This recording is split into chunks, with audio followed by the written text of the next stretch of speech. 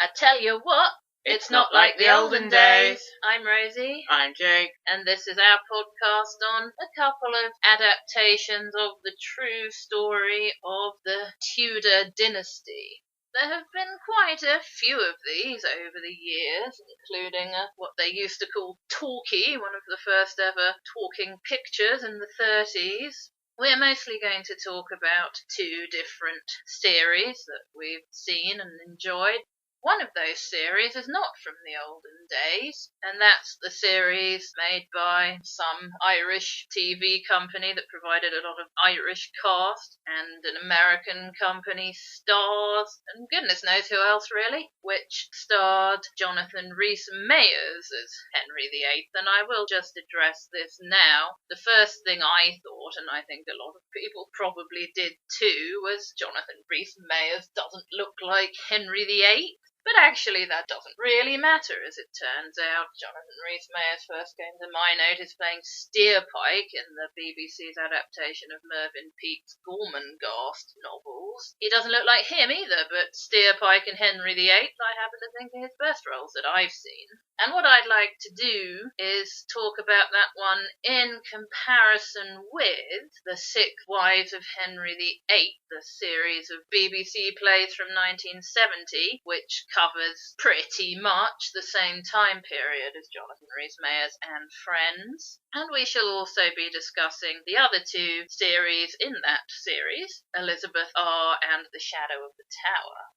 Everyone had this very set image of Henry VIII, didn't they, in 2007 when the Tudors started? Everyone except the people making the Tudors, that is. An image based on that very famous portrait of him, and the performance of Keith Michelle in The Six Wives of Henry VIII. And this impression meant that if you made a Tudors thing about Henry VIII, you cast someone who looks like Phil Mitchell as Henry VIII. Ray Winstone was one in an earlier adaptation in the noughties that you watched. By ITV, who were actually a bit rubbish at historical shows, and it wasn't much good. So, of course, the first thing everyone thinks, hearing Jonathan Rhys-Meyers, oh, he doesn't look like Phil Mitchell, he's not all ginger and chubby, he can't be Henry VIII. But actually, that image of Henry VIII towards the end of his life isn't at all there is to him.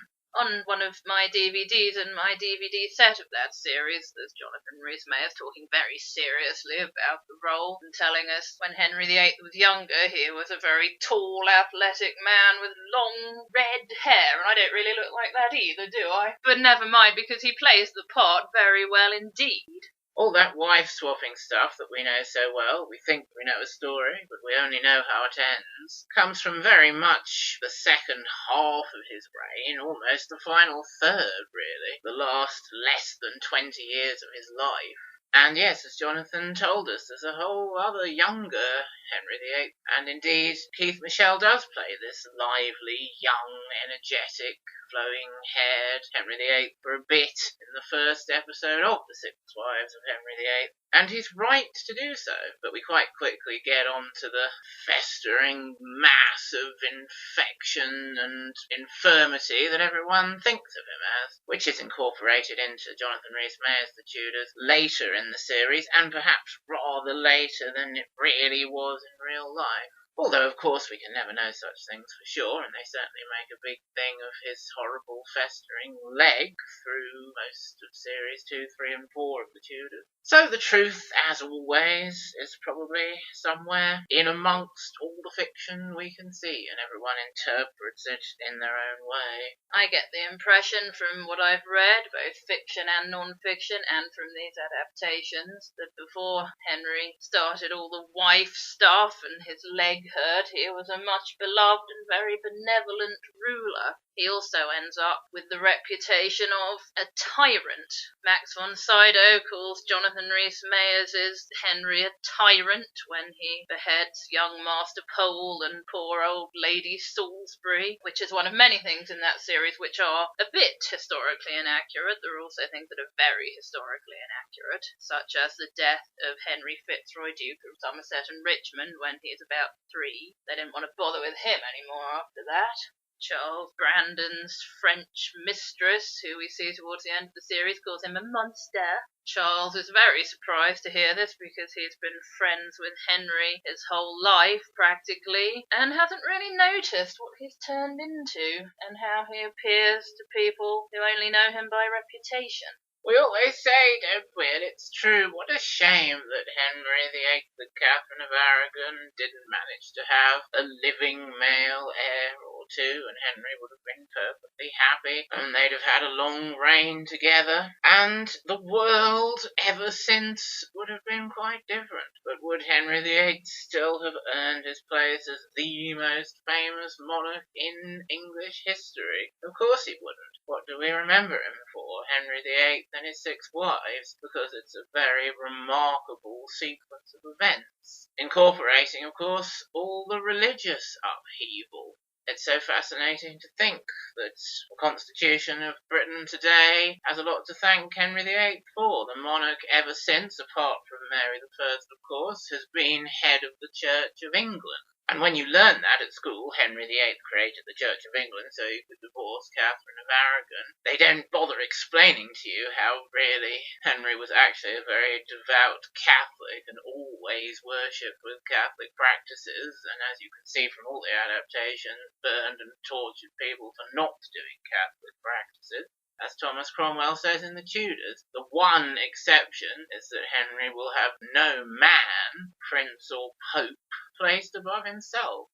I think that the Tudors starring Jonathan Rhys-Meyers has a very striking, very memorable cast, apart from the people that they quite quickly get rid of after Series 1, and even then you kind of remember them. And I think what we can probably do is go through that character by character, much in the same vein as our Alice in Wonderland podcast, and then see whether we can remember those characters from the Keith Michelle show, which I think has a much less striking supporting cast. Certainly, of course, Keith Michelle himself is very striking. Many of them are just rather ordinary actor guys sitting around with Tudor costumes and beards on, and we're going, who's that one again? Is that supposed to be Charles Brandon? But let's start with Henry himself, who we've talked about as a historical character and made him sound rather formidable. But Jonathan Rhys-Meyers and Keith Michelle both play him with a certain amount of sympathy and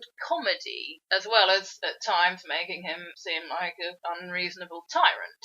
For example, one of my favourite bits that always cracks me up is Jonathan Rhys-Meyers reacting to being told that Martin Luther has written against him and his then extremely devout and devoted Catholic papist ways, and said that he's like a strumpet having a tantrum, and Jonathan Rhys-Meyers is, what? Is very funny indeed.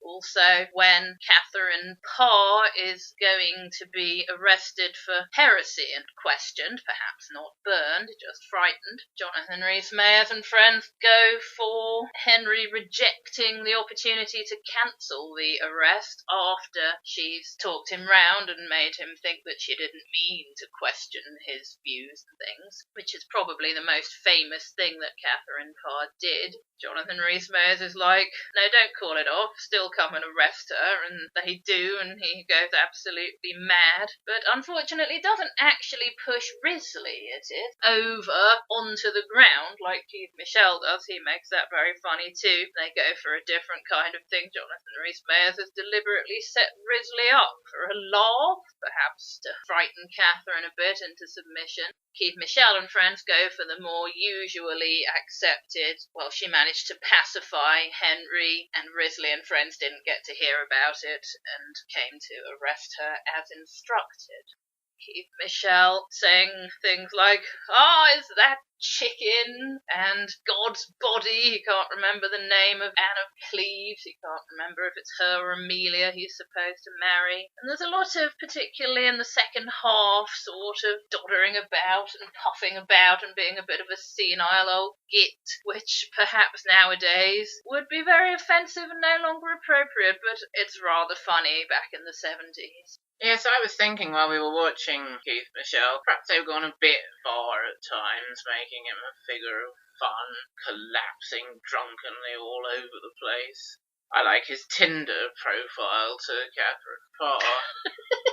My legs are monuments to all that is foul and putrid. In the summer they stink like a funeral bier. And I do think Keith Michelle did a good job of always making Henry seem quite real, like he had feelings, many of them fluctuating between the feelings of a tyrant and the feelings of a sad and lonely man who can't find the right wife, no matter how hard he tries. And Jonathan Rhys-Meyers does that too, but they don't really have the sort of collapsing old mound of festering old flesh stuff ever with Jonathan Rhys-Meyers, although he does get quite old and doddering walking stick towards the end. And he has awful problems with his poor leg. They really go for screaming in agony and shivering in bed and pus pouring everywhere and all sorts of disgusting things that you don't see in adaptations such as Keith Michel's and Ray Winstone. Sometimes they say, "Phew, my leg hurts, you've got to drain my leg." Again, like our Alice in Wonderland podcast, I think we're very likely to talk more about Henry in terms of his interactions with other characters. As everyone knows, or perhaps they don't any longer, his first wife was Catherine of Aragon, and as everyone should know, she was married to Henry's older brother, the heir apparent, Prince Arthur, who was rather sickly and died before his father Henry VII. Jonathan Rhys-Meyers mentions, "When my brother died, it was decided I should marry Catherine." There was a lot more to it than that, as we see with Keith Michelle and Annette Crosby as Catherine. Henry VII actually dicks her around for a very long time and then dies, and then Henry VIII decides himself to marry her, and everybody says, historians and things, that's because he loved her and really wanted to marry her. And they quite quickly managed to have a son, Prince Henry, who lived for about a month and a half. And there's a thing that you get in all the novelisations and things that happened where Catherine and her entourage were camping on their way to the palace at Whitehall, probably, I'm not sure which one, and Henry VII comes along saying, "Let us see the princess. If she's gone to bed and you don't bring her out, we'll go and look at her in her bedchamber," with John Woodnutt as Henry VII, playing it rather like Mogdred of Nightmare fame, being rather an evil Henry VII. Whereas with Jonathan Rhys-Meyers, the whole thing starts when he's shortly to meet Anne Boleyn, the second wife, and the status quo to which we are introduced is that Henry and Catherine of Aragon, played by Maria Doyle Kennedy, have been married for about 20 years and seem quite content with their Princess Mary. But of course, it's all about to hit the fan when Anne Boleyn comes along and Henry starts to worry about having no male heir. The thing I take away from both adaptations, and history I suppose, about Catherine of Aragon, is that she's very stubborn. And perhaps stubborn isn't really quite the right word for it. She's obviously very religious, very devout, and really believes in her, as I always term it, stubbornness, that there is absolutely no way she and Henry VIII aren't married, and her daughter Mary isn't legitimate, and there's anything wrong with the fact that she married Henry after having married his brother, who then died without the marriage having been consummated. And when we're watching the Tudors, we always say, "Oh, she's so stupid, she should go off and be a nun, she should go and live near Ludlow and be near Mary." And from our perspective, that is indeed how it seems. But obviously that's something Catherine of Aragon would never have done, because it's so important to her. And she believed it would endanger her immortal soul and things. And I think in Keith Michelle, at the very end of the episode, Ambassador Bishop Eustace Shapley sums it up quite well, talking about Catherine of Aragon. Rather unnecessarily long analogy about steering a ship in a storm, but the essence of what he said is true. History will look back on Catherine and note that these were real people who cared about the circumstances under which they lived. Died. All Catherine's motivation stems from the fact that she just will not say she isn't married when she is. And I suppose really thinking about her as a person in history, you've got to admire her for that. Really, I think anyone who theorises that her marriage to Prince Arthur was in fact consummated is silly, because if it was, there'd be absolutely no reason to go through everything she went through to protect her legitimate marriage to Henry and her immortal soul, which is why any sensible adaptation, like the Tudors and The Shadow of the Tower, will certainly tell you, yes, Catherine of Aragon came to Henry's bed a maid, and is his true wife. At least in the eyes of the Catholic Church. There's a whole other issue. Sometimes I think if there is a God, Henry may be right. The fact that he killed all their sons and most of their daughters, or took them to him in heaven, is a nicer way of putting it, may be new evidence that the papal dispensation is not approved by God. But Catherine of Aragon wouldn't have that. Both those actresses perform the role very convincingly, engagingly. Annette Crosby refusing to sign a document that's brought to her until she's crossed out all the bits where it says the Dowager Princess and replaced them with the Queen is very amusing, of course. Now I will sign it. She's very good at doing sort of shouty, indignant roles. I'm not sure how much she ever did that in One Foot in the Grave. Probably a bit. Where I really think of her doing it is on the radio in a sitcom from the late noughties, early teens called Old Harry's Game, where she very much does the same sort of thing as she did as Catherine of Aragon all those years ago. I always think of her going, Dr. de Puebla, so indignantly and crossly when things aren't working out for her. Dr. de Puebla, of course, being the Spanish ambassador at that stage, while she's trying to get Henry VII to stop dicking her about. She and Keith Michel show quite briefly the time in which Catherine and Henry were happy, and someone says, one of those guys with a beard and a hat, no one can comfort her like the king after their son has died.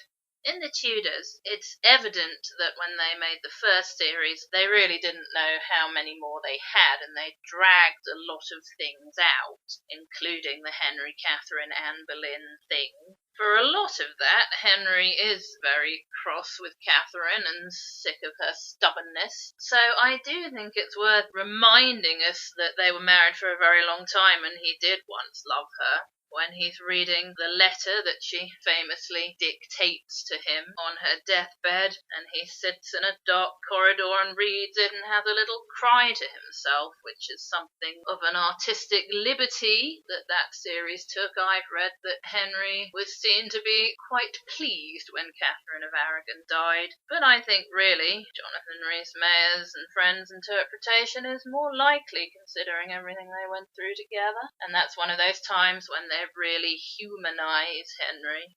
And then, of course, it's Anne Boleyn, who is probably the most famous and infamous wife of Henry VIII. She and her family started the whole thing of trying to get a son on somebody else then.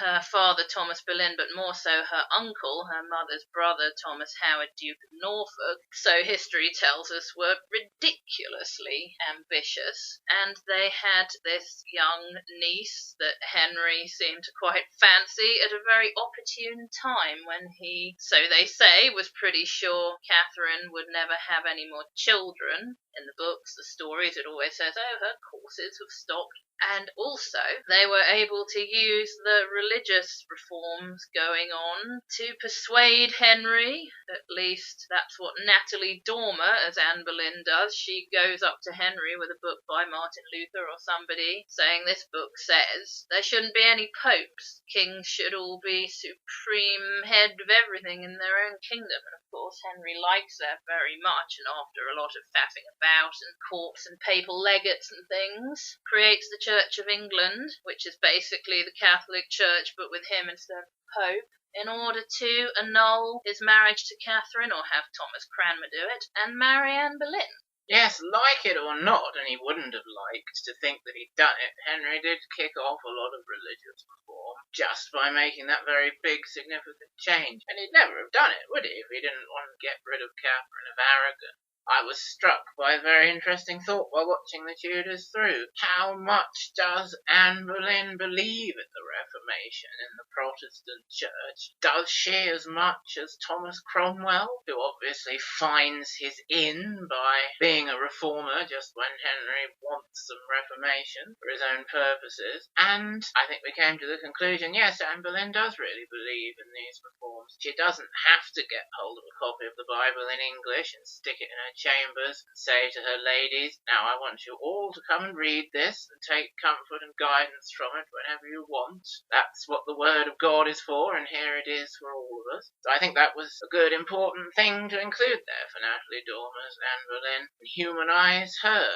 I think Natalie Dormer was an excellent piece of casting. She looks like how Anne Boleyn is described, apart from the dark eyes, but we'll overlook that. She's attractive in an unusual kind of way. She doesn't have the most conventionally pretty face, but she has an interesting face. She has dark hair, and I'm not being rude, but she has moles, which in other roles I think they cover up, but if you're going to be Anne Boleyn, you need to leave them uncovered, and she plays the part very well indeed, I think, and she's about the right age. Dorothy Touton, who plays Keith Michel's Anne Boleyn, I think was probably a bit old, but then we've seen her on one of these big modern high-quality televisions. You probably couldn't tell in the 70s, and she's got a few moles too, and she does have dark eyes and dark hair, and also plays the part well. The Anne Boleyn play focuses almost entirely on her downfall. A lot of it is taken up with her trial, which happened after all the guys she was accused of sleeping with had been executed. So you can't exactly say they have carnal knowledge of the Queen and cut their heads off and let her off, can you? It was all a complete fix, as we are now pretty sure. They have a confession from Francis Brereton, which is pretty much inexplicable, but the Tudors came up with an explanation, which is that he's been trying to assassinate Anne Boleyn for the Pope for a number of years, and when he sees an opportunity to get her executed along with himself, or he'll go to heaven, he believes, he goes for it, which is as good an explanation as any. And they had a confession from Mark Smeaton, the court musician, who, history tells us, was the only one who was tortured because he was lower class than the other guys. And they say, and they put in the adaptations, that Cromwell questioned him while another guy, a tortury guy, tightened a rope with knots in it around his eyes, and then they racked him and got the confession that way. So that's all rather suspicious, particularly as Anne Boleyn was obviously a very clever woman. She'd be pretty silly to go to all that trouble to marry Henry and then commit treason. And also, which makes us go, oh come on, very famously she was accused of having it with her own brother George Boleyn, and he was one of the guys that they executed. And of course, Thomas Cromwell, Henry's main helper by that time, has every reason to want to get rid of her, to stay in favour with Henry, because she's had Elizabeth and then she's had two either miscarriages or stillborn children, depending on what you read, or one of each. And it's generally agreed that one of them was deformed anyway. It's funny, that bit in the Tudors, Thomas Cromwell and Richie Rich. Richard Rich they call him, but of course we nickname him Richie Rich. Gathering this list of people to accuse of sleeping with the Queen. And Cousin Madge, one of the ladies-in-waiting, says, I've seen her brother in her room. And Cromwell's like, her brother? And Richard Rich gives him this look like, well, yeah, we might as well. So they do that. In that series, George Boleyn as a character is rather meanly treated by the writers and director, I think. He comes across as a bit of a horrible and sensitive weasel a lot of the time, and the actor doesn't get to show us what he can do with a more sympathetic character, but he does get to show us that he can convincingly react to being accused of having carnal knowledge of his own sister. They come and arrest him, and he's like, what?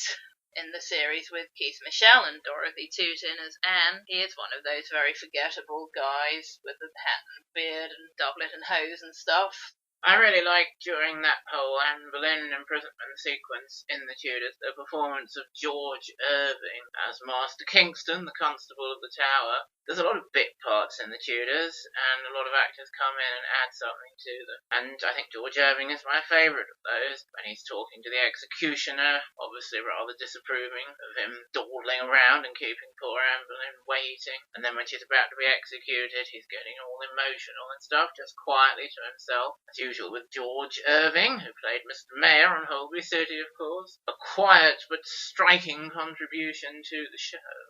I was a bit disappointed watching Six Wives of Henry VIII with Keith Michelle to remember how we come in straight with the trial of Anne Boleyn in the Anne Boleyn episode. I was expecting something rather more like the Catherine of Aragon episode where you saw them being happy for a bit first. It's no wonder we only know how the story ends when we're coming in to watch Jonathan Rhys-Meyers, if Keith Michelle has been our go-to up to that point. And talking of her execution, you really come into Dorothy Tootin already kind of suspecting that she's in some trouble and almost already resigned to being executed. But with Natalie Dormer, we get the whole of the first series and most of the second series, and she's the major character death at the end of series 2. And I remember thinking about her, and even more so about Catherine Howard, who we'll get to. It's hard to imagine how they're going to be when they're getting executed, because they're playing people who have absolutely no idea that they're going to be executed.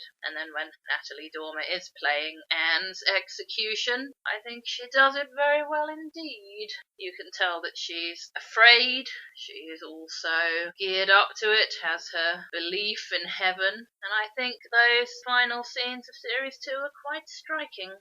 One of my other favourite supporting performances in the Tudors is of Bishop Fisher, and he does some very good work in series 1 and 2. I didn't sign that thing saying Henry's head of the Church of England, and if my signature appears there, then Bishop Tunstall has put it there. That's funny because I think it's very much inspired by the sort of modern way of speaking and saying, I didn't do that, he did that. A little bit anachronistic, and that makes it funny. And when he's talking to Catherine of Aragon about defending herself in the court of the papal legate and explaining why, in the eyes of the Catholic Church, Henry's case has absolutely no merit, Catherine says, oh good, we'll win then. And he says, well yes, we may win the argument, but I don't think it'll do us any good in the long run. And he's quite right. And I've always found his execution scene in series 2 quite striking, because obviously, like the other people who get executed, he gives himself into the hands of God and really believes in God and trusts that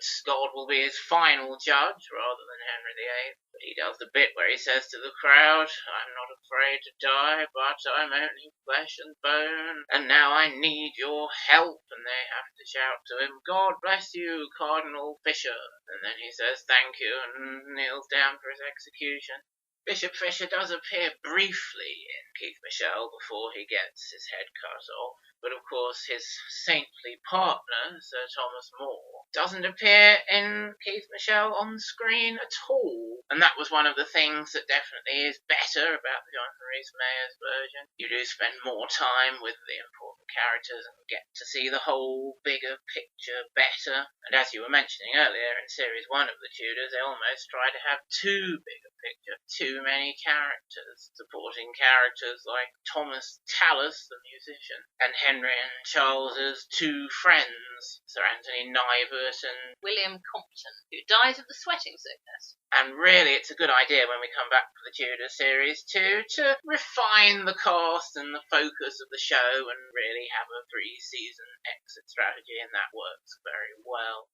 So that covers Anne Boleyn's life and death, and in the meantime Henry had his eye, and maybe more, on Jane Seymour, whom it has been said by people who like to just skim the surface of things, was the only wife that Henry really loved. Well, what a load of old balls. Everyone knows that she gave him, finally, the son that he needed to succeed. Didn't last very long afterwards, but Henry didn't know anything about that, and then died before he could get sick of her. Both adaptations show us very clearly that he's getting tired of Jane and her urging him to be nice to Mary and Elizabeth and talking to him about religious reformation. He's getting really, really annoyed with her and saying, "Remember Anne?" And then when she announces she's pregnant, he's all smiles again, of course. But that is the one thing that makes her his favourite wife and makes him want to be buried with her in the end, Edward VI. We agree, I think, that Jane Seymour is the weakest of the 6 plays. They're all written by different people, and I think that particular writer kind of misses the point, having too much location filming. It's stuff you couldn't really do on the stage. It's got a weird non-linear structure where she's lying there sweating and dying, and this kind of funny drum beat going into the flashbacks, which are essentially 95% of the whole thing anyway. In terms of characterisation, it's fine, and there is one, and I'll tell you later, that I have a real problem with the characterisation of the wife.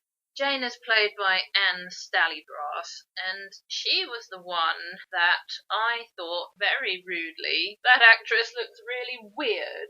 And then I thought, I suppose they think she looks like that famous portrait of Jane. And this is something they do in this series in Elizabeth R and The Shadow of the Tower. They cast people who they think look like these old contemporary portraits. And actually, if real people look like that, they look a bit weird, don't they? And if they don't think they look enough like them, they'll give them prosthetic noses and things like that. It's rather like casting people in the Superman movies to look like the comics. In the Tudors, Jane had to be recast, and I read all about it. When she appeared in Series 2 and Henry was trying to get rid of Anne, she was played by an actress called Anita Bream, who is Swedish and sometimes does slip into more of a Swedish than an English accent. I suppose it doesn't really matter too much, because half the cast are talking in Irish accents anyway, certainly by the end, though they don't necessarily mean to. But she never quite sat right with me, and this time I was able to articulate it as she's a bit much. It's partly her face, it's partly how they do her hair, and it's partly the flowy white dresses they put her in. But she just looks too angelic, and I don't believe in her. And what I read was that she declined to continue the role because she got offered a part in a film, and she thought, or perhaps her people, agent and staff, told her, you should always take a film over a TV series, but it's a very obscure film. I don't know what it was now, I can't remember. So I think that was probably a bad decision by her, but then her replacement for Series 3, Annabelle Wallis, I think is a better Jane, and I think it's too bad they didn't cast her in the first place. She looks and acts and feels more like a real woman. It's a shame Series 3 is 2 episodes short, probably largely because of the writers' strike, which affected so many shows around that time. Really, it could do with the full 10 episodes and have another episode about Jane, who then dies halfway through the series, which would be after 5 episodes in that case, instead of after 4 as it is. And we definitely needed another episode at the end of Series 3 explaining, doing properly, the downfall and execution of Thomas Cromwell, which is just very sudden and from left field. And then, of course, we have Anne of Cleves. And to this day, people on game shows, or you hear nattering in the office when they're meant to be doing their work, say, oh, she was the ugly one, wasn't she? Got rid of her because she was ugly. But even as far back as this 1930s talking picture, they were considering that the only person in history who ever said she was ugly was Henry VIII, who by then probably wasn't quite what a young woman was hoping to marry, and maybe she didn't think much of him either, and maybe she even deliberately put him off, and he would have been okay with her. And in the 1930s, they gave the reason that she was in love with somebody else, because back then, even as recently as the 1970s, I'm thinking of an episode of The Incredible Hulk when I say this, it seems that you couldn't have a woman who didn't want to be with whatever man she had the opportunity to be with, unless there was another man. But not in the case of Keith Michelle and his Anne of Cleves play. They really do go for, he was quite into it, he at least wanted to give it a go, she thought he was gross, and deliberately put him off and persuaded him to annul the marriage. And then the final third of that one is very boring. This foreign king turning up in disguise and talking about divorce, and the guy Robert Barnes hanging around in the garden kind of loses its way a bit. We come away thinking, oh, Jane Seymour's the one we enjoy least, and the beginning of Anne of Cleves is funny. We don't have silly, giggly women here in Cleves, says the Duke of Cleves, and then of course you hear Anne and Amelia, silly, giggly laughing together. That always raises a laugh. So perhaps it's really a show of two halves, that one. They stage a thing that I've read is a true thing. Henry, not realising that he was no longer young and handsome and virile, went to her courting in disguise, and not realising this was the king, she was rather horrified right to his face, and that was the start of it not working out between them. That's one of the bits I was mentioning with Keith Michelle, where it makes him very ridiculous and a figure of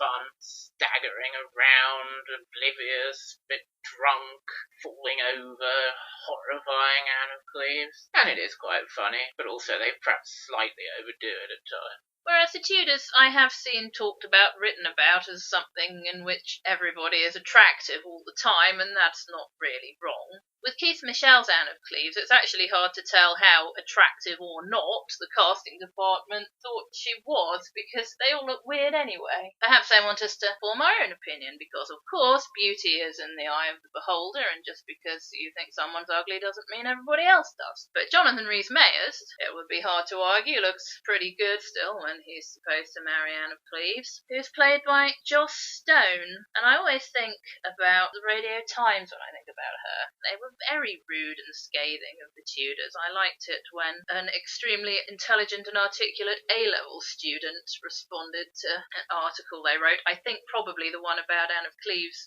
/ Joss Stone, in fact, telling them why they were a load of ignorant, stuck-up idiots. They were very rude about Joss Stone, saying that she must be very stupid to accept the part of Anne of Cleves because she was ugly, which sounded even more mean when I read about Joss Stone, and it said that she didn't do particularly well academically. But we've gone over all that, how she wasn't necessarily ugly, and yet they do in the Tudors go for the more traditional idea of Henry seeing her and liking her not. They can make Joss Stone look very nice, very attractive when they want to. They can also make her look a bit stupid by putting a silly hat on her. She's got the silliest hat of all on when Henry goes to meet her. Of course, it's not just the silly hat, is it? She is very nervous around Henry. Which is why in season 4, when Anne of Cleves has stopped wearing a silly hat and has relaxed and is being herself, her jolly, cheery, happy, fun, card-playing self, Henry really likes her. When we first really meet her, not counting the scene where she's got a veil on and the emissaries are saying, well, we can't see them, and she's saying, I am Anne. The first time we really meet her, she's learning about the English court from Charles Brandon, who we've mentioned before and we'll get to later, and does a very funny reaction when she says, perhaps you can show me something the king likes to do. Having watched that series, we know more than anything else the king likes taking off all his clothes and doing sexual things with women. And Charles is like, I don't think I better show her that. I'll show her his second favourite thing, cards. And then they're getting on very well, she's having a laugh, she's making some jokes, you play with hearts. And I really believe in their interaction, and when she comes for New Year after the annulment as Henry's friend, Henry's beloved sister, she's smiling and happy to see Charles, and he's happy to see her, and by then the characters aren't often genuinely pleased to see each other just because they like each other, and it's very nice. And Charles has been a bit hesitant at first to go and meet her. But of course he does it for Henry because he always does whatever Henry wants. That's how he managed to stay on Henry's good side, or good enough side, for 40 years, unlike anybody else. But as viewers of the Tudors know, in no uncertain terms, Charles is really a Catholic, and really was on the side of Catherine of Aragon, and felt very sorry for her, and felt all guilty about going to tell her that the king wanted her to give back the crown jewels and things. And he wasn't too sure on a personal level about going to help accommodate this Protestant marriage for Henry. But then, once he meets Anne of Cleves and they get on a personal level, their religious differences don't really matter at all. And what an important lesson that is for the wider world. Same sort of thing happened with Mary, didn't it? Very famously, they were friends, and Anne of Cleves was at her coronation. First, Mary just thought, ooh, Lutheran, no thank you. And what I'm thinking now is that the Tudors goes for a bit more individuality and characterisation with Anne of Cleves. In the 1970 play version, she really just says and does things to facilitate the plot, things that move forward the story of what Henry did with her. One striking thing about the Tudors is that Anne of Cleves and Catherine Howard are the only two consecutive wives who really get on very well together. When Anne of Cleves is coming for Christmas and Catherine Howard's all jealous at first, I can't believe you invited your ex for Christmas sort of thing. But then, of course, when Anne of Cleves turns up, Catherine Howard likes her very much and they have a lot of fun together. And Catherine decides to give her one of the two lapdogs she's given for Christmas, and they become great friends. And who can help it with Joss Stone's version of Anne of Cleves? She really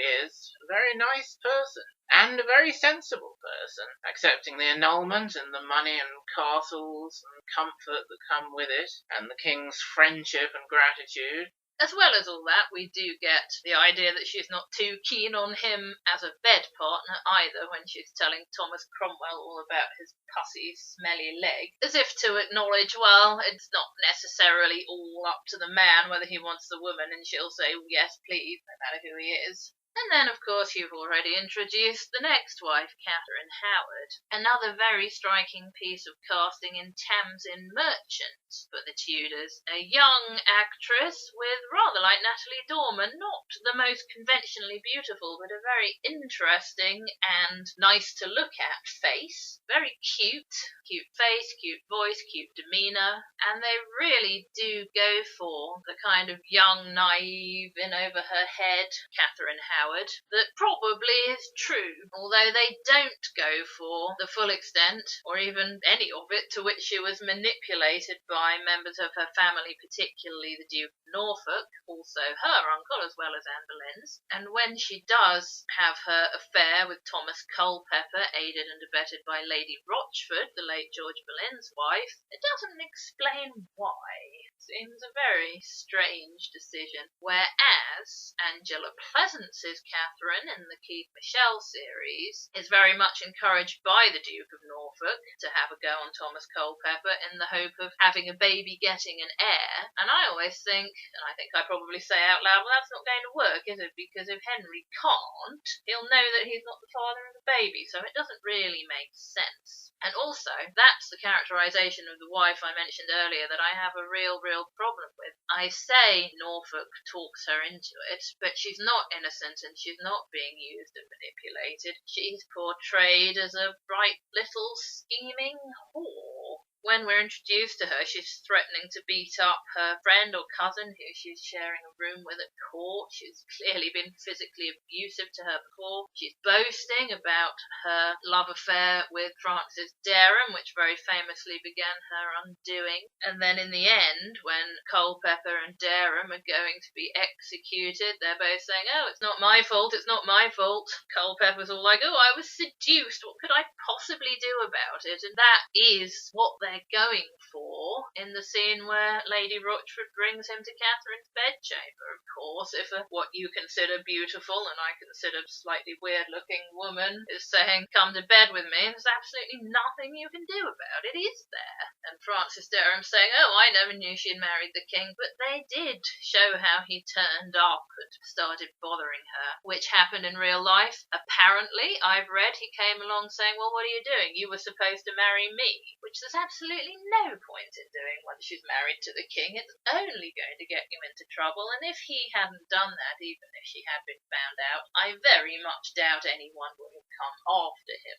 I always really enjoy Tamsin Merchant as Catherine Howard. It's very much played for laughs in a very particular way. As you were saying, the silly, naive, giggly little girl persona. And it is very funny in the Tudors, and she does do it very well. She's playing at being queen, laughing and joking with her silly ladies-in-waiting like giggly girls in the playground, putting the crown on, going, I'm the Queen of England, and they're all laughing. But of course it's really no laughing matter, because you are the Queen of England and it's going to get you into some trouble. For that reason, I was finding it hard to imagine her being executed. with Ray Winstone and Emily Blunt as Catherine Howard, a breakout role for a major star who went on to play Mary Poppins and all sorts of nonsense. Catherine was screaming and crying and objecting at her execution, and people were in the comments saying, "What is this?" It was famously written that Catherine Howard died with dignity. It was hard to imagine Tamsin Merchant doing that and coming to terms with it, but then she does, again very realistically. When she's doing things like sulking and pouting and stamping her feet and things, it is funny, but it does lead on to that more serious aspect of the role, which very much comes to culmination with her execution, of course, because it's making the point that, yes, she's really in over her head. She's a spoiled child in a situation that's going to bring her downfall, and really we've got a lot that we should feel sorry for her about. She really is a grooming victim. She's a victim of older, hornier men her entire life.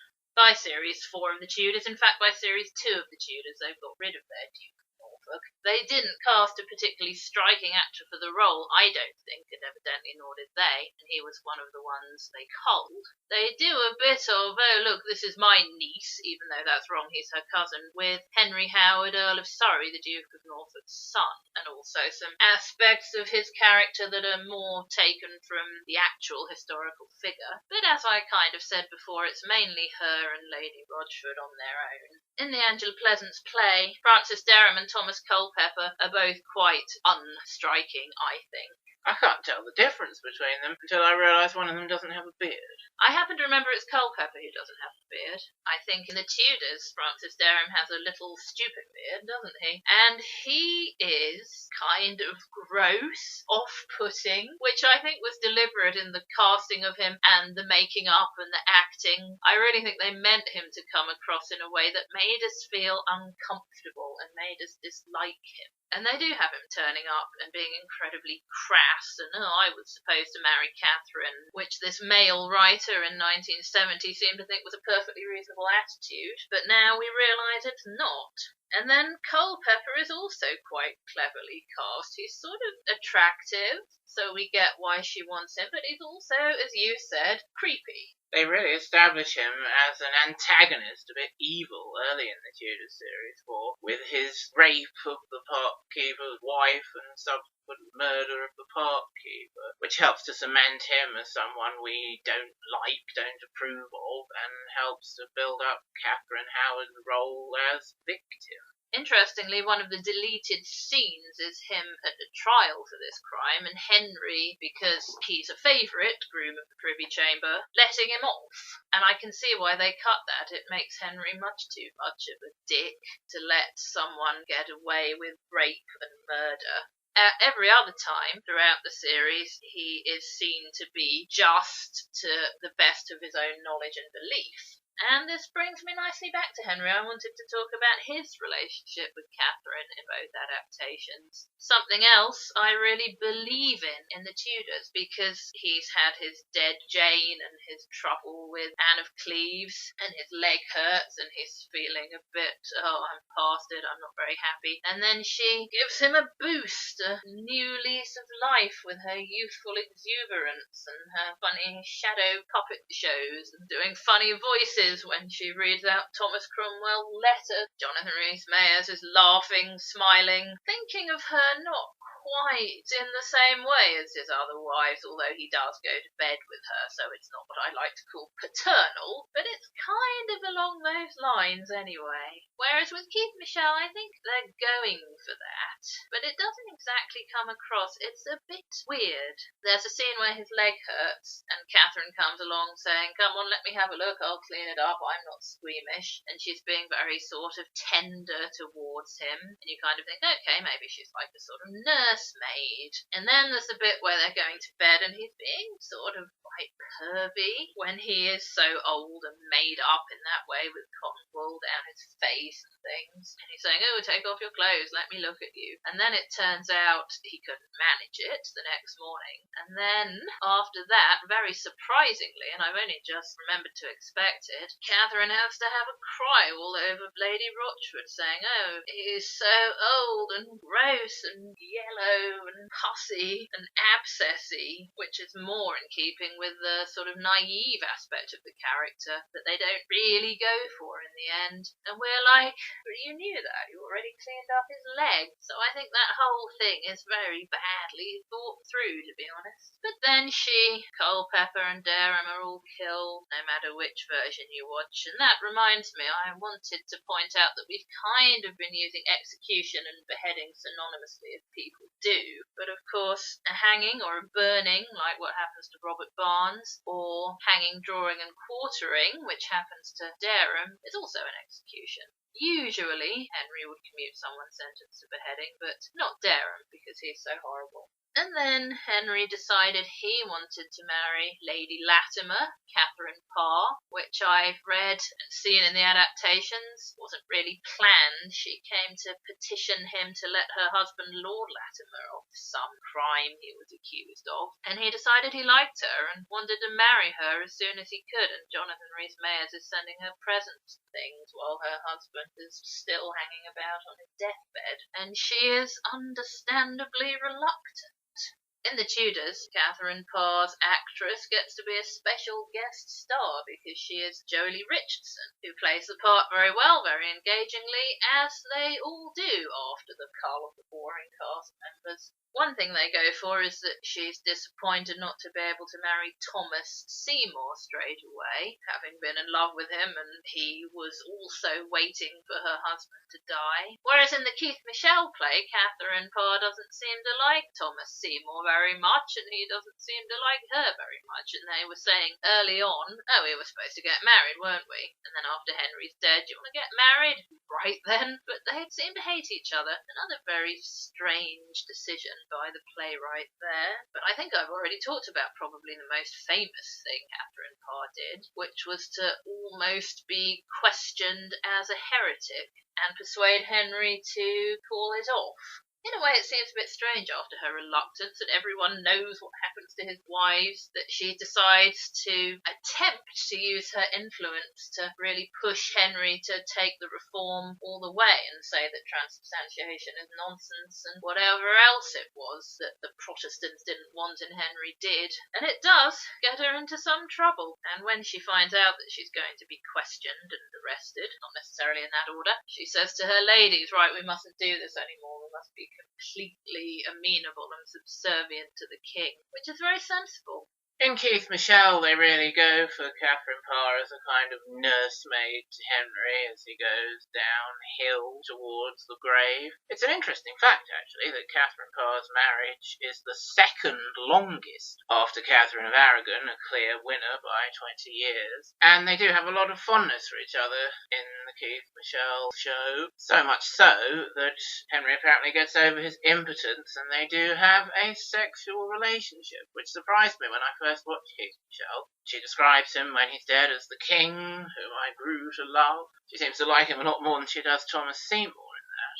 Now, the other characters I'd like to talk about, I think, have almost all been mentioned. I'd like to start with Cardinal Woolsey, because he's the one that definitely we haven't mentioned, who I seem to remember appears only very briefly in the Catherine of Aragon play. There's an old guy with the red dress on and everything, and I say, that's Woolsey, I suppose, and then he doesn't really do very much. And we hear, I don't know, about halfway through that he died on his way to the Tower, and that's about it. Whereas, in the Tudors, Woolsey is a selling point because he's played by Sam Neill. Some quite amusing bits, particularly where he is busy, which Woolsey often was, and sort of dismissive of people like Bessie Blount coming to say she's pregnant with Henry Fitzroy. Somebody wants blessings upon his daughter while he's trying to walk through a room and see the king, and he very dismissively goes, blessings, my child, but he's still given them, hasn't he? And Woolsey is known for being one of those kinds of cardinals reformers didn't really like, although Thomas Cromwell was his protege and evidently did like him. But he has got a lot of money and does what he can to get more money, has ambitions to be Pope so he can be even more powerful, and really crawls around Henry's feet trying to do everything he wants, and unfortunately for him was unable to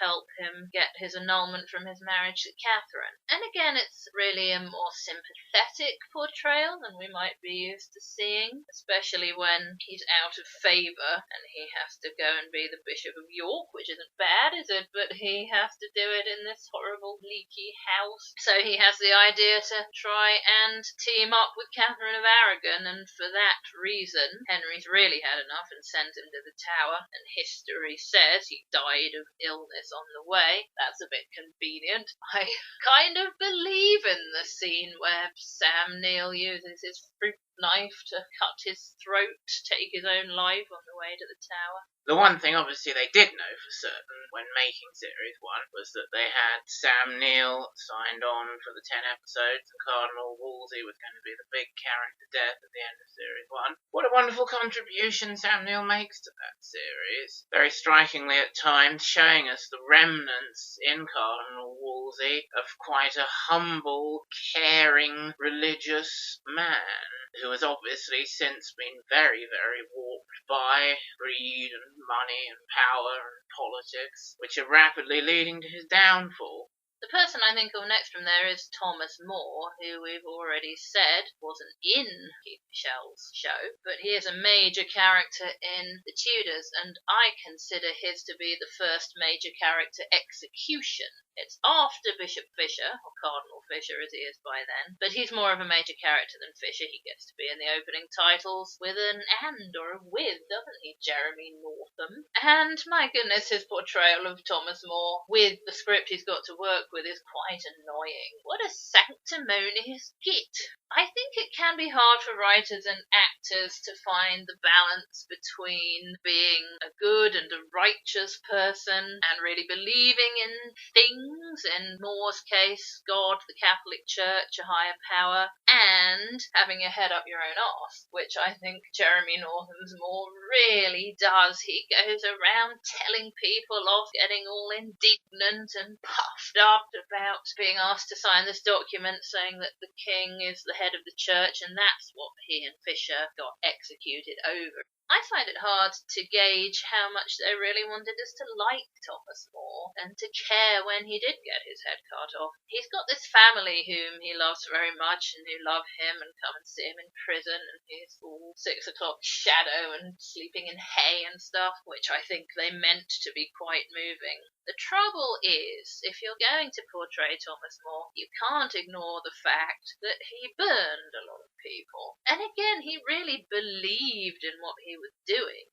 but it's just so hard for us to understand now, this really militant purging, as he called it, of the church. I suppose Thomas More really did believe that he was saving England from heresy and saving the souls of the people that he burned. It does just make him difficult to like, along with the sanctimonious git kind of demeanour, and particularly with the very graphic burning of poor Mr. Fish that they depict. Jeremy Northam's More is shown to decide, well, this is what I'm going to do now that I'm Chancellor, which is a role he took over from Woolsey. And there's a series of about 5 guys who wear the Chancellor chain, which goes Woolsey, More, Cromwell, whom we have also mentioned. In the Tudors, he's played by James Frayne very well. I think there's a bit of seesawing as to how much we like Cromwell and sympathise with Cromwell. We can really see how he very much believes in the Reformation. There's a scene where he's explaining to a young servant boy why he was praying in his own house instead of a church, and he gives him a pear, which I think they mean to be quite touching. And then when he's after Anne Boleyn, he comes across as a bit ruthless, and then he really pushed the Anne of Cleves marriage, history tells us, for the Protestant marriage and everyone to see things his way and really having this agenda. when he goes to see Robert Barnes, whose burning is much less graphic than Mr. Fish's. I think perhaps they ran into some trouble over that. It is suggested he doesn't want Barnes to be burned because he's afraid of guilt by association, and he is prepared to compromise his strong Protestant beliefs in order to stay in favour. And then, as you said, it is all very sudden. Oops, you're in trouble, we're going to execute you. And suddenly there's his son Gregory coming with his pills from the apothecary and a big hug and my wife's pregnant and all that kind of thing to really humanise Cromwell, or rehumanise him, because he was okay to start with. I was very interested once when I was looking things up on the internet to read a list of the actual charges for which Cromwell was beheaded.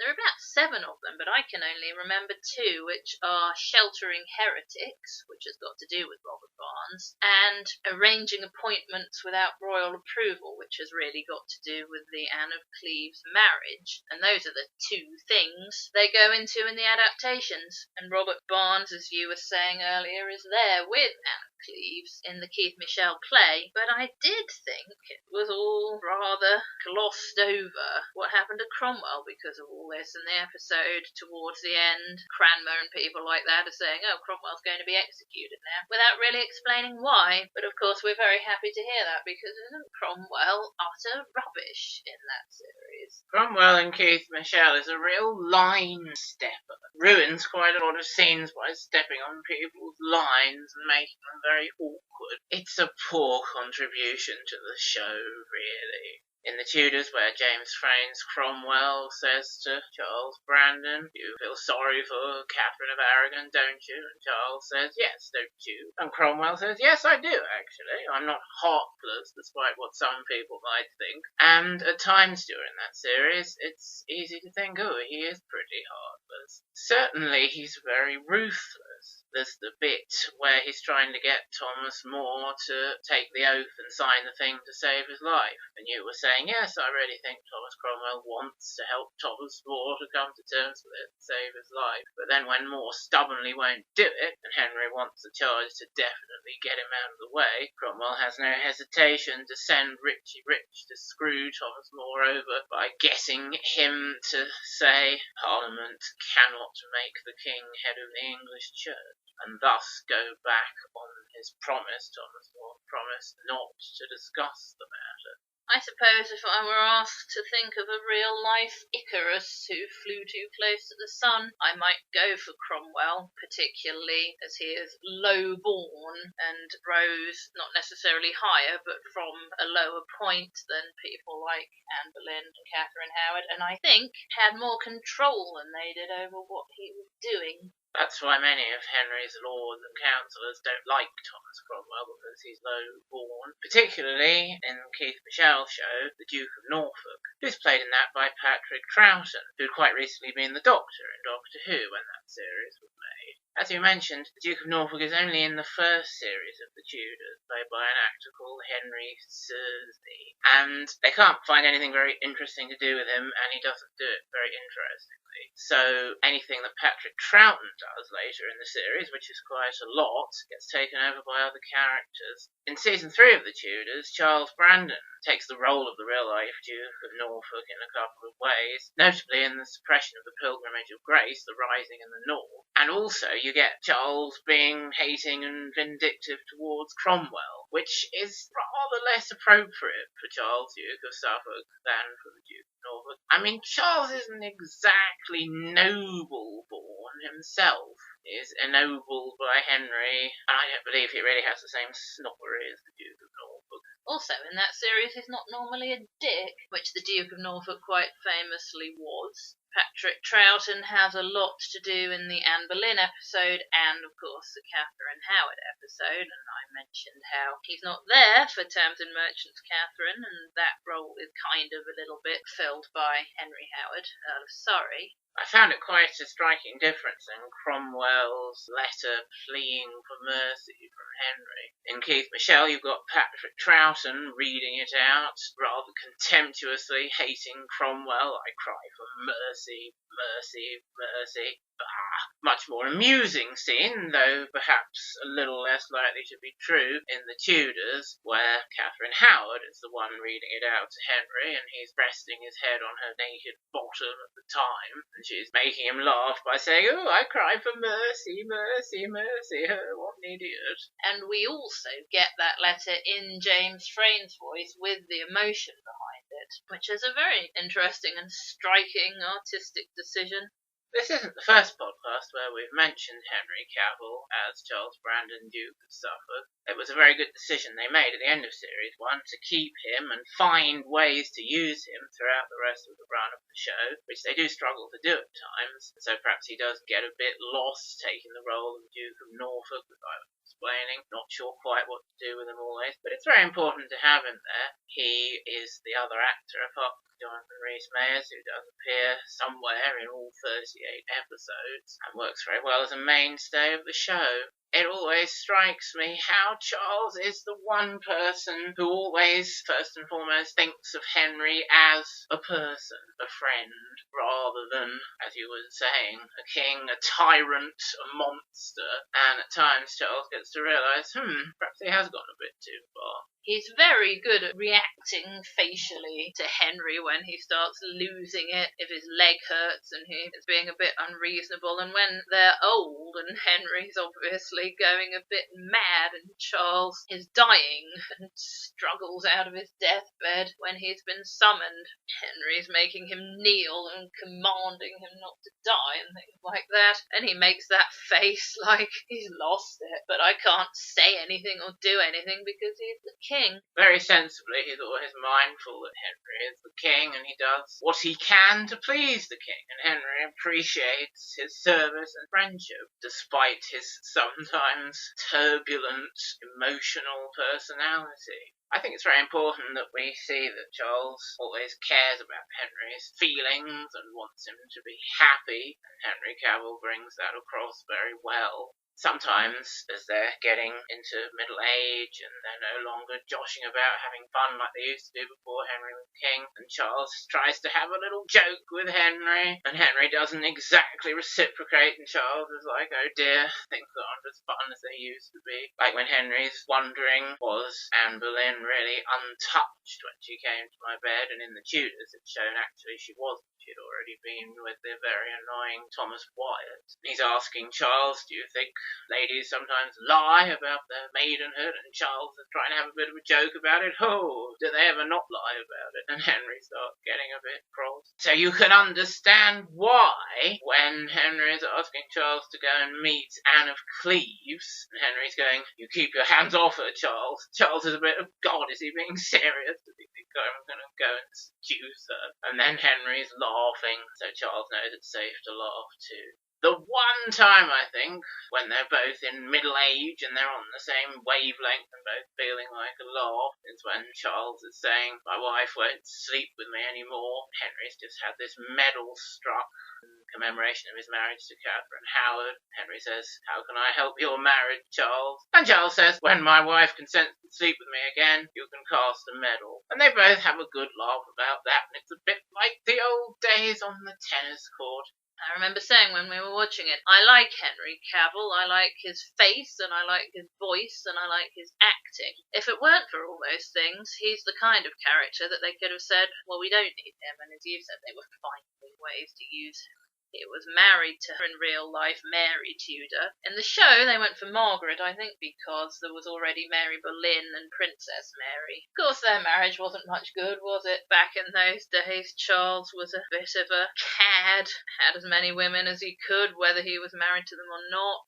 Didn't notice when Margaret was ill and was surprised to learn that she died of typhoid, I think. And they really do develop the character. He has a better marriage with his, as far as we can tell, second wife, but in real life she was his third or fourth, Catherine. I think it's very unnecessary when he upsets her by giving in to this woman who comes to seduce him in the stable. I can't even remember who she is, some visiting daughter of somebody. But what really does it for them is the Pilgrimage of Grace, where he says, I have to kill all these women and children, execute all these women and children, because it's the king's command, and she really won't accept that he's in a very difficult position and forgive him for doing this terrible terrible thing because he'll be in some trouble if he doesn't.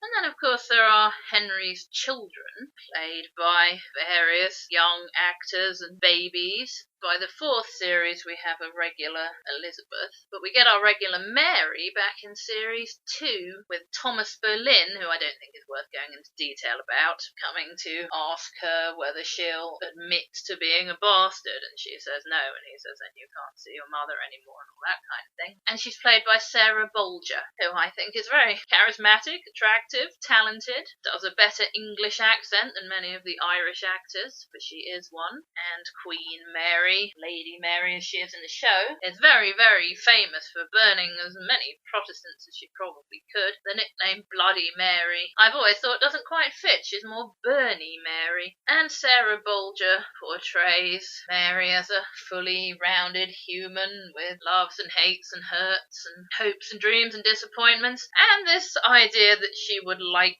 to burn a lot of Protestants is part of that. It's not the only thing. Yes, again, they very successfully humanised the character, incorporating the things that history tells us and remembers, and also presenting her as a real person. And I think Sarah Bolger does a particularly good job presenting that person to us. They take great pains to show us how Mary has feelings about her family, not only her mother, on whose behalf she is so sad and indignant, and very understandably so, but she forms a relationship with Elizabeth and cares about Edward as her brother and prays to the Catholic God, please make my brother Edward well when he's ill. And she loves her father despite all the reasons she might not. And Henry is saying, go off and have Christmas and I'm going to be dead the next time you see me, to Mary and Catherine Parr and Elizabeth and Edward. It's kind of shown, well, Elizabeth doesn't really like him. She kind of respects him and has learned a lot from him, but she doesn't really like him personally. But Mary does. She's very upset that he's going off to the elephant graveyard sort of thing. Of course, we do see Mary as a child in the first series, and we see that they are very close, and he is extremely fond of her. And one of the very amusing bits is when she's supposed to be becoming betrothed to the Dauphin. The number of times she was supposed to be betrothed and it fell through is ridiculous, but she's meeting the Dauphin and pushes him over, and Henry says, Mary, like he knows he really ought to tell her off in front of the French king, but actually he thinks it's brilliant that she's pushed over this heir to the French throne. And then later on, when she is Sarah Bolger, he sees her at Hatfield House, I think, where she's looking after baby Elizabeth with Lady Bryan and various other attendants. He does this kind of bow of acknowledgement, although he doesn't really want to get into it. He could just walk away and take no notice with the state of things, but he remembers how he loves her. And then it's Jane Seymour in real life and in the show who really reunites them. The scene where Jane is dying and Henry orders all the ladies out of her bedroom and he stops Mary on the way out to hold her hand and kiss her hand for a moment. I believe in that bit. You mentioned Max von Sydow earlier, who does a very good job with the cardinal inserts in Series 3. I particularly like the bit where he's talking to Cardinal Pole, who ended up being the last ever Catholic Archbishop of Canterbury under Mary, saying to him, look, it's up to the Pope to decide who's a cardinal, not you. It is the sin of pride to say you're not worthy. But of course what they really wanted in Series 3 for the cardinal inserts was what they had in Series 2, Peter O'Toole as the Pope himself. And obviously they couldn't get Peter O'Toole back for Series 3, and they actually ended up getting someone much better to fill in his role, although not actually be the Pope or a different Pope. That Pope actually ended up outliving Henry VIII. But as we know from other podcasts, you hate Peter O'Toole with quite some venom. As an actor, yes, as a person, I'm sure he was fine. And I do agree, he does do everything all the same and not very strikingly. And the bits where he's saying how lucky we are, Cardinal Campiaglia, not to have knowledge of women and have children and things, it doesn't really come across that he's being ironic. As the wiki tells us, the one other actor who plays the same role in all 4 seasons, as well as Henry Cavill and Jonathan Rhys-Meyers, is Anthony Brophy, as a character I mentioned before, Ambassador Bishop Eustace Chapuis, and we always enjoy his contribution to the Tudors as well. He does a lot of stuff with Sarah Bolger as Mary. She gives him a lot of her heart, shows a lot of her vulnerability. He becomes very paternal towards her. Earlier on, of course, when he does appear in series 1 and 2, he's trying to help Catherine of Aragon and not really managing. He has some good scenes with Henry. Henry says to Eustace at one point, "I like you, Ambassador Chapuis, you're clever." And they never agree politically or religiously about anything, but they do have a lot of respect for each other. Someone they do, like the Duke of Norfolk, make more use of in the Keith Michelle series is Thomas Cranmer. A guy called Hans Matheson comes along to play Cranmer in series 2 of the Tudors, bringing his German wife in a box, and they decide they don't really need him after series 2, and he's always in Canterbury. They were really struggling to use Cranmer in the show, even during series 2. He always kind of turned up to hear Anne Boleyn's confession or do something in the church, but he wasn't really playing a very big role, and it's not surprising really they didn't bother having him in it for series 3 and 4. They make very clear he's still alive, he's in Canterbury being the Archbishop, but we just don't need him in the show. Whereas in Keith Michelle, Bernard Hepton, as the actor, plays a large role in that series, including in the final episode with Catherine Parr. After the great success of the Keith Michelle show, The Six Wives of Henry VIII, the BBC made a follow-up the next year, 1971, Elizabeth R. And everybody noticed that it's supposed to be a follow-up, the same series, the same universe, the same version of the Tudors, because the first episode of Elizabeth R. does have quite a few actors from Six Wives of Henry VIII in it as the same characters. Bernard Hepton as Archbishop Cranmer is one of them, not Archbishop by the time he's executed by Mary towards the end of that episode, of course. Also Thomas Seymour, Catherine Parr, and Bishop Gardiner. Gardiner is quite prominent in both the Tudors and the Keith Michelle series. I forgot about him. He hangs around series 3 and 4 of the Tudors a lot, trying to push the religious agenda and executing heretics, and as we know in real life, he helped Mary when she was queen with a lot of her burning. Just as Keith Michelle really defined what we think of as Henry VIII, Glenda Jackson really defined what we think of as, there's Elizabeth I. And as we've mentioned before, Miranda Richardson's portrayal of Elizabeth in Blackadder 2 has a lot to thank Glenda Jackson for. It's kind of a funny, exaggerated version of Glenda Jackson's performance and the different aspects of it, Elizabeth's kind of sulky childishness and also her great strength and great power and great fortitude, which are in both versions of the character but played for laughs to varying degrees in different ways. I think what Glenda Jackson's Elizabeth has that they don't take for the comedy version are cleverness, justice and compassion. For instance, Miranda Richardson will threaten to cut off heads at the drop of a hat, whereas Glenda Jackson is really quite judicious about whom she executes, with the obvious exception of Mary Queen of Scots, as we see in that particular episode. There was quite a lot of dithering over whether it was appropriate to execute her. There are two main things I really take away about Queen Elizabeth I as a person. In real life, I suspect are probably true. And they're both about her being rather ahead of her time, which I guess is a big part of what makes her a very memorable monarch. The fact that she never got married is the most famous thing about her, probably, and it is very significant. She made a decision not to devolve any power she had to a husband, stuck to that decision and used the power herself in many ways. And when they make these things, they like to speculate on a personal level how she might have mixed feelings about not ever being married, and she quite wanted to marry Robert Dudley, Earl of Leicester, and she quite wanted to marry that funny French heir to the throne prince at one point, but she never actually went through with it because she didn't want to be married. And like Catherine of Aragon, you've got to respect her for sticking to her principles and caring about how she lives her life and the legacy she leaves.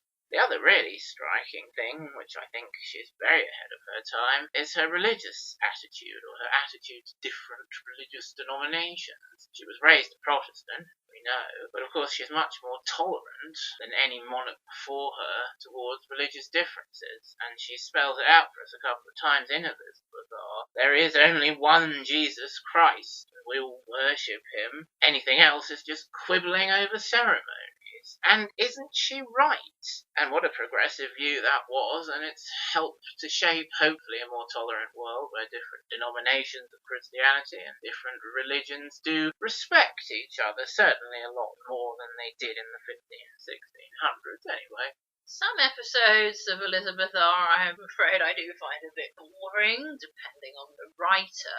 That one with what we call the funny Frenchman wanting to marry her, I find a bit strange and a bit annoying when she gets into negative woman stereotypes of saying, oh, I only said I'd marry him because Robert Dudley's married to Lettice Knollys, and I'm Gel. The Spanish Armada episode doesn't have enough different things going on. There's rather a lot of sitting around and talking too much. The one that I think is the best, which perhaps is why I felt a bit disappointed when I first watched the rest of the series, is the first one, where she isn't Elizabeth R until the very end. We get a little bit of Edward, and then most of the episode is Mary's reign, and people trying to overthrow her in Elizabeth's name, and Elizabeth, of course, not complicit, and it's a particularly compelling scene, I think, where a couple of guys come along saying, here's your death warrant, we're going to execute you now, and she talks her way out of it by saying, well, the Queen hasn't signed this, if you execute me, you're going to be in trouble. It's very easy to say in history lessons at school, oh yes, and then after Henry VIII, Edward was king, and then Mary was queen. Well, she had to kick Lady Jane Grey out the way, but, no problem really. And then Elizabeth was queen. But it's not really neat and tidy like that, and it's very interesting to see in the first episode of Elizabeth R just how many trials and tribulations Elizabeth did have to go through during the reigns of her two half-siblings. She really had to claw her way to the throne, and she was only 25 when she got there. What a lot she'd been through. They might mention to you at school, oh yes, well, Elizabeth was in the Tower for a bit during Mary's reign, but she soon came out. They don't mention that scene with the death warrant where her life is hanging by a thread. Mary's advisors are really trying to get rid of Elizabeth behind Mary's back. What a dangerous moment. That's one of the times when we can see Elizabeth's cleverness and strength and fortitude portrayed so well by Glenda Jackson.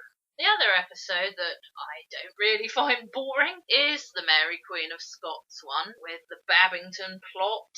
And one scene I did find quite striking was very similar to that one we've just talked about, where Mary is trying to talk her way out of an execution with the same confidence as Elizabeth. It really reminded me of her doing it. But of course, that confidence is ill-founded because she was complicit. So all that's going on with Mary, with Anthony Babington and some other guys, and in the meantime, Glenda Jackson is getting into quite a state about whether she can execute a queen, her cousin, and has one of her tantrums when she finds out it's gone ahead. Another couple of guys, I can never remember who's who, they're all so similar in this series, saying to each other, look, we've got her to sign the death warrant, we must dispatch it now before she changes her mind, and so she was not wrong. They did go behind her back with that a bit. That Mary Queen of Scots stuff in Elizabeth R is all done by Woolsey.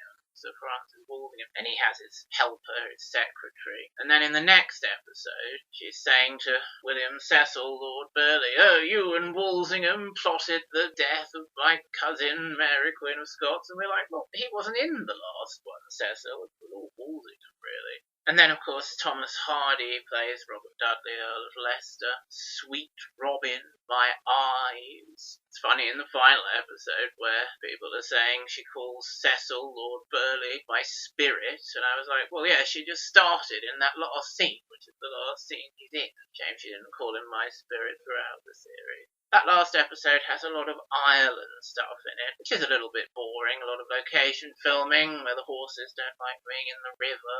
It's quite funny. You can tell they're in Ireland because this guy says he's planning an attack, and he says something like, "We can take them all, so we can." And we're like, "Oh yes, right, he must be Irish then." But all that stuff leads to the downfall of Essex, who's actually Robert Dudley, Earl of Leicester's stepson, one of Leicester's Knollys' children. And it covers quite some years, that final episode, because you kind of get all in a row the death of Cecil, and then the downfall and execution of Essex, and then the death of Elizabeth herself. And you might not appreciate the actual gaps there in real life. Cecil died in 1598, Essex was executed in 1601, and Elizabeth died, as everybody knows, in 1603.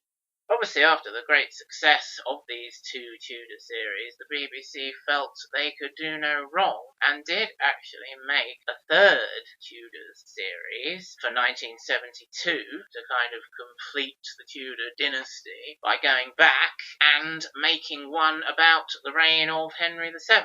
The Shadow of the Tower. But nobody ever mentions that.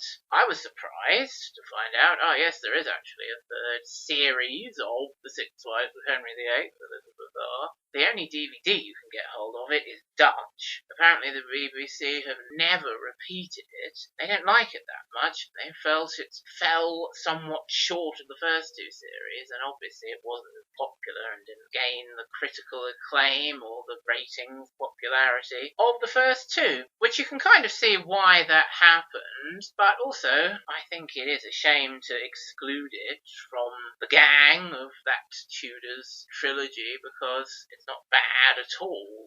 While we do remember Keith Michelle as the definitive Henry VIII and Glenda Jackson as the definitive Elizabeth I, we don't remember James Maxwell as the definitive Henry VII, but I think under different circumstances we could have done. He does a very good job leading the series. You were mentioning John Woodnut as Henry VII earlier in the first episode of Henry VIII and His Six Wives. It's quite funny as a nightmare viewer to watch that. Henry VII played just as Mogdred, or I suppose as Mogdred actually appeared 18 years later. He's a version of evil Henry VII. Welcome to England, my dear, the Catherine of Aragon. It's very sort of evil and sinister, and that's kind of the extent of his role in the first episode of Henry VIII and His Six Wives, which is fair enough because there's not other things that Henry VII needs to do.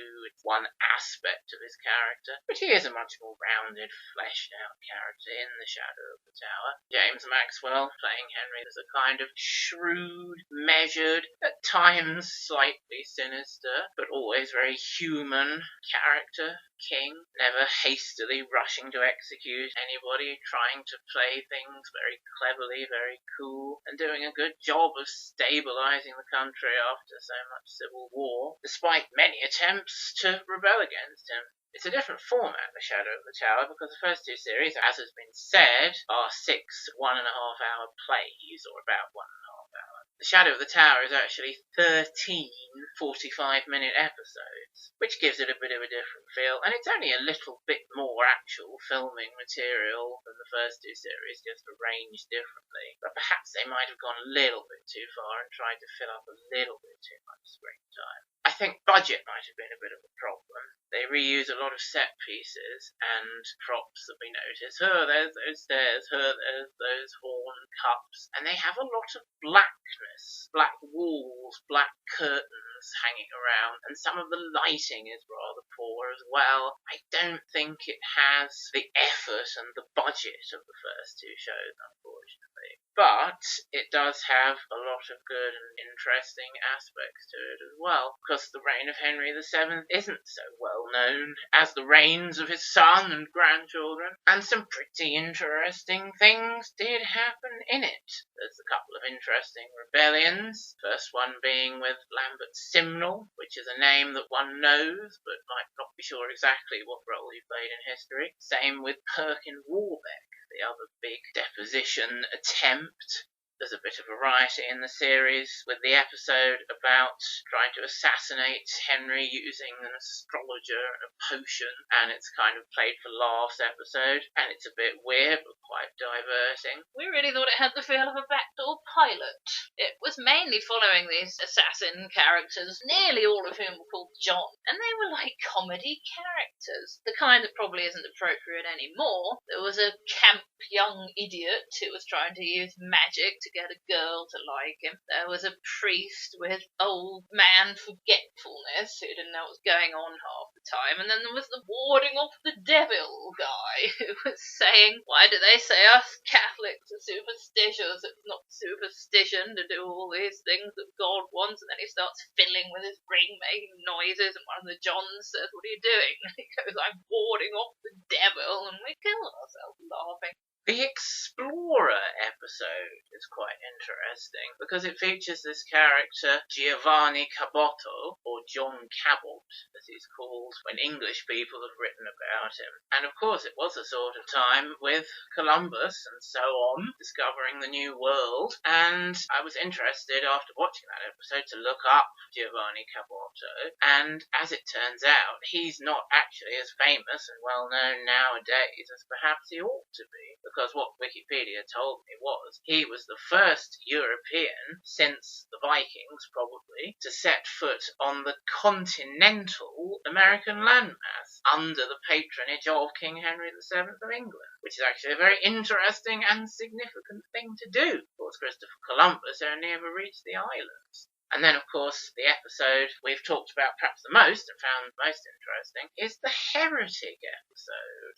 That episode deliberately doesn't give people names, and they're credited as the king, the prisoner, or the heretic as we call him, the guard, the jailer, etc. It's an artistic choice. That one is very striking because of a few things, really. One is we're with the prisoner heretic through the night before his burning, where he's wondering whether he's correct, doubting himself, deciding to have a Catholic recantation just in case it'll get him into heaven, although he's been insisting it would be a lie, and also because of the things that he says to the young and impressionable guard, who's a sort of foil to the older, set in his ways guard, who will say to the young one, oh, that's how they get you with their clever words. The prisoner talks to him about the meaning of the word heretic, which I found very interesting. It's of Greek origin, apparently, and means one who chooses his own path, which is more like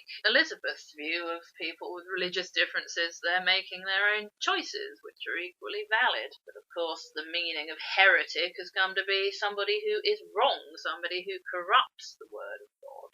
Henry VII comes to have a chat with him, see if he can get him to recant, and the prisoner heretic talks about the people, men, women and children he's seen starving in the streets while the priests are living in luxury, which Henry really can't argue with. And it's all the kind of thing, the corruption and the obscene riches of the priests, that Martin Luther and Thomas Cromwell and all those guys were against. Another thing that makes it interesting is that it's one of the few episodes which aren't about some kind of rebellion. The rebellion I think they make the most interesting is Perkin Warbeck, and that's really because we were struck by him having a gay relationship. People in the 70s were so unimpressed with the series, and it was so not current like a soap opera that they really don't seem to have cared about it, though. Perkin and poor blind John have a gay kiss on screen. Yeah, in 1972. That's a long time before EastEnders in 1995 and that sort of thing. Earlier in the series, the Lambert Simnel Rebellion has that scene we remember with Henry VII's absolute crap de-armourer who can't get his armour off, and he has to do this whole scene talking to Lambert Simnel about how he's going to become a kitchen boy with one sleeve off and one sleeve on, which is very awkward. And there's just a lot of bits of awkward staging and a lot of line stepping in the show. When Elizabeth of York is getting into her confinement bed with her last pregnancy, and between her putting on her dressing gown thing and getting into the bed, the pregnancy's gone, hasn't it? We think it must have fallen onto the floor, and the actors just carry on very professionally. And that reminds me of something we were struck by the first time we watched it, and also the second time, which was just now in preparation for this podcast. The presentation of Princes Arthur and Henry is very good and striking to get across who they are and what they're going to do in the future. Arthur is somewhat reticent, sickly, lacking in confidence, which helps us to come to terms with what happens to him. There's that bit where Catherine of Aragon needs the video to show in the papal court, isn't there? Where Arthur admits to his father, I only said that stuff about consummating my marriage being in Spain because Charles Brandon and the bigger boys were there and I didn't want to seem like a wimp. Whereas Prince Henry is very confident, lusty, energetic, and we can tell he's going to play a big part in the future. Very clever little line when they're talking about Arthur's marriage to Catherine, and he goes, who shall I marry? And we're like, oh, loads of people, including Catherine. That scene where Henry and Arthur are talking about that, what you were just saying, is one of the bits that really humanises Henry. He's not like a king wanting many generations of heirs. He's like a father who loves his son and listens very understandingly to him and is reassuring. And then, of course, when Henry VII and Elizabeth of York receive news of the death of Prince Arthur, their first reaction, very importantly, is very much the devastated parents. And they have to come to terms with and console each other in that way first, and then they start talking about the succession and Prince Henry might marry Catherine of Aragon and what's going to happen to Catherine of Aragon in the meantime while Henry's still a child. Elizabeth of York is really one of those actresses who looks like a portrait without any need of prosthesis, isn't she? It's funny when her mother, Elizabeth Woodville, turns up and Henry VII is calling her Madam Mother-in-law. That helps us to understand who she is. And there's a few other interesting characters in there.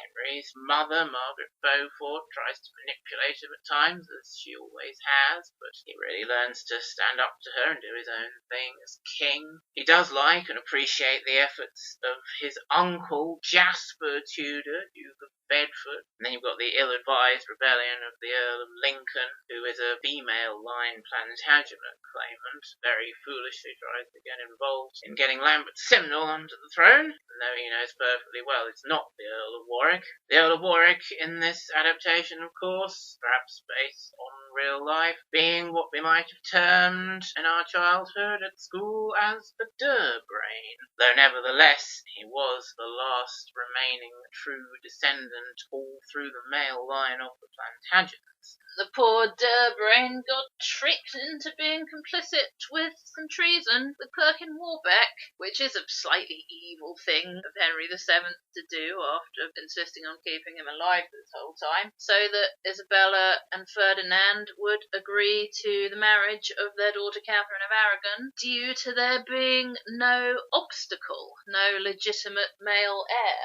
And it is shown that Henry VII is very reticent about doing this, but does it for political reasons. And then it comes back to haunt him when Arthur dies. Oh, this marriage was forged in the blood of the Earl of Warwick, so God has taken my son to teach me a lesson. I'm sure John Woodnutt's Henry VII would have absolutely loved doing all that stuff.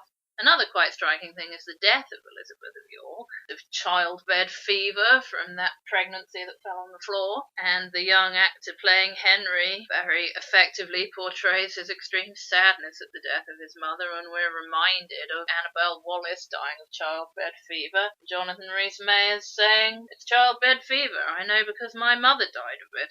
The truth of that can be seen in The Shadow of the Tower. So really, it doesn't deserve its position of relegation to the forgotten third Tudors series, and it's deserved its place in this podcast as one of our main Tudors references and points of interest. Join us again on the final Sunday in April for a doubtless significantly shorter podcast on the 1990s version of The Tomorrow People. Until then, good night out there. Whatever you are.